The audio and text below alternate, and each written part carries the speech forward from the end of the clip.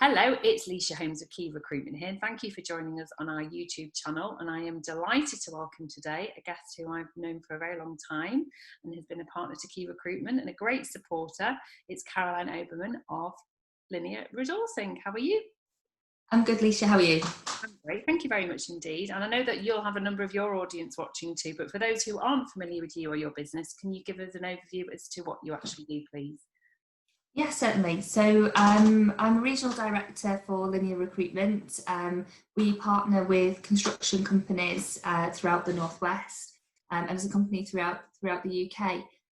We do any sorts of construction from trades and labour up to senior management, predominantly working with SME sort of companies to partner with businesses. That's fantastic. And obviously you've been very vocal yourself on social media, keeping everybody connected, sharing very positive and honest and open stories about what's happening in your sector. And that's why I wanted to invite you on here today, because actually the construction and recruitment sectors have always been quite wedded together in terms of what happens in the economy and what's happening externally. I've certainly always seen that to be the case. So first and foremost, how has COVID-19 affected your sector so far in terms of whether it's hiring and what measures are in place to sort of protect construction at the moment?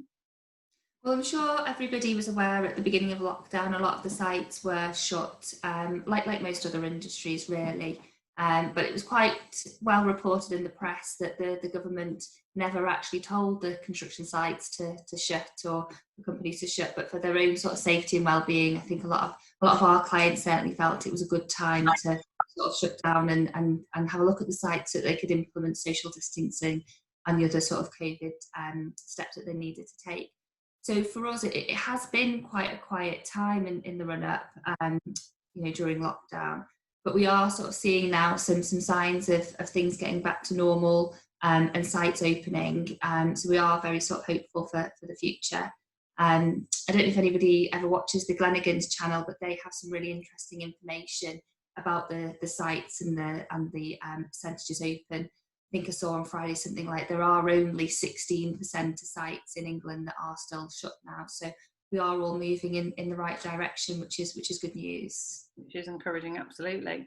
So from where you sit as a recruiter to these sorts of companies, where would you say the greatest opportunities are in terms of where areas will need talent going forward? Where's the opportunity? What we've found recently is there seems to be a real big split, that companies either are hiring, have an immediate need somebody now, or are at completely the other end of the scale where they're actually in a redundancy situation, and there doesn't really seem to be very much in between. It's been quite well documented that private housing has been hit quite hard, because obviously a lot of people now are reconsidering whether they would need to buy a house or move house, etc.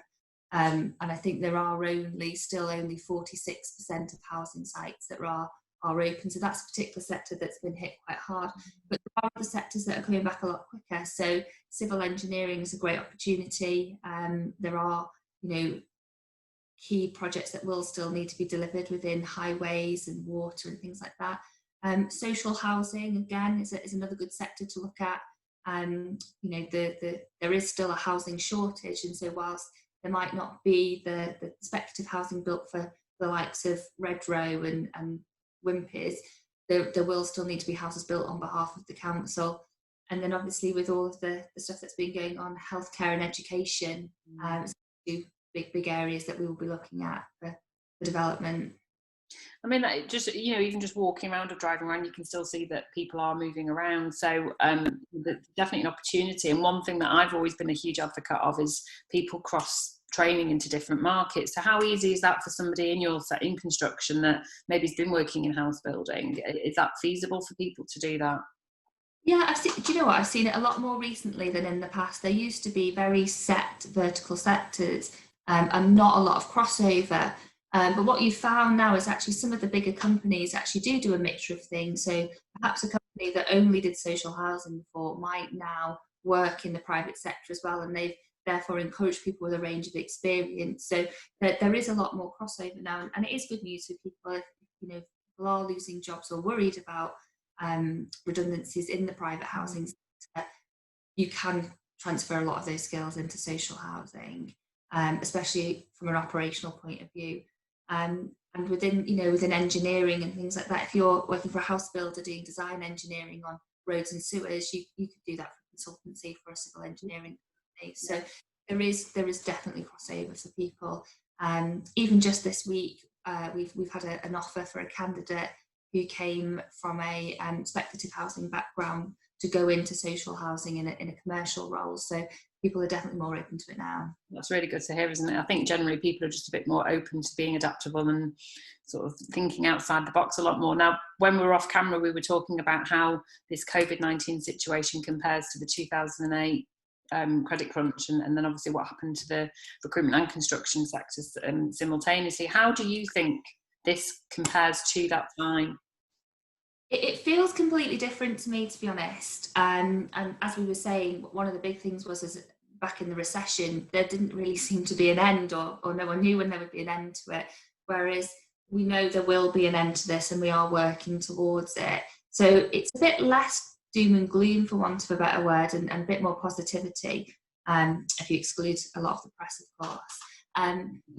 So the support from the government, I mean, they've been given a bit of a hard rep on some things, but there was never a furlough scheme before. People lost their jobs and they had no money, and there was no new jobs, so the support's been there. So for me, there's been a real different feel to this, and a lot more positivity. And I think maybe even us as a nation, we are just more positive people now, and there's a greater use of social media now as well, so there is more sharing of positivity and support for people. Definitely, I agree with you totally. I mean, you know, I think what we said off camera was that, you know, you genuinely woke up, saw what had happened, absolute tsunami of, you know, candidates redundant, companies closing down, banks got all the help, no individual got any help at all, and it went on. It felt like forever. And you know, ultimately, you dug deep and you thought outside the box and you did what you needed to do. But I think what feels different now is that the government have stepped in and have provided as much help as they possibly can. And that's why I think it does feel different, and hopefully that they're working towards, you know, the set goals that they are. So that it's really good to hear that from your perspective as well. And you mentioned furlough there, so you know, where are you at as a business? You know, I know you've talked about you've furloughed your team. How have you kept connected? How have you kept them motivated during these last few months?